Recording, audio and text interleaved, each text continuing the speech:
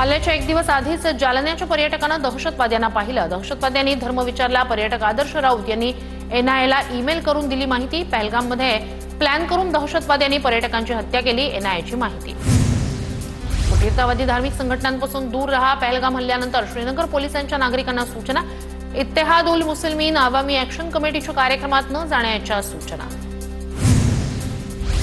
जम्मू काश्मीरमध्ये एनआयएच्या पथकाकडून तपासाला गती। आतापर्यंत 100हून अधिक स्थानिकांची काश्मीर पोलीस, एनआयए आणि फॉरेन्सिक टीमकडून चौकशी। जम्मू काश्मीरच्या बांदीपोरातून 3 दहशतवाद्यांना अटक। 3 ग्रेनेड, 1 मॅगझिन आणि 17 गोळ्या पोलिसांकडून जप्त। अधिक तपास सुरू। आजपासून भारताच्या संरक्षण दलात मोठे बदल। नवीन अधिकारी भारतीय हवाई दल, लष्कर आणि त्रिसेवा कर्मचाऱ्यांमधील महत्त्वाच्या पदांचा कार्यभार स्वीकारतील। नवीन वरिष्ठ कमांडरची नियुक्ती होणार। राष्ट्रीय सुरक्षा सल्लागार मंडळाचं पुनर्गठन। आज पहिली बैठक होण्याची शक्यता। माजी रॉ प्रमुख आलोक जोशी यांची अध्यक्षपदी नियुक्ती तर माजी लष्करी सैनिकांचाही यात सहभाग। पहलगाम हल्ल्यानंतर पंजाब सरकार अलर्ट मोडवर। पाकिस्तान बॉर्डर शेजारी अँटी ड्रोन मिसाईल तैनात। भारतात शस्त्र आणि ड्रग्ज पाठवणाऱ्या ड्रोनकडे लक्ष। पहलगाम दहशतवादी हल्ल्यानंतर मंत्री नितेश राणे सतर्क।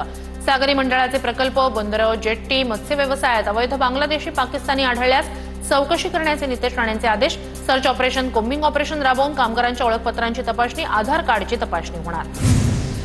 बीडच्या वडवणी शहरात छत्रपती शिवाजी महाराज चौकात पहलगाम दहशतवादी हल्ल्याचा निषेध व्यक्त, तर नागरिकांकडून हल्ल्यातील मृत पर्यटकांना श्रद्धांजली अर्पण।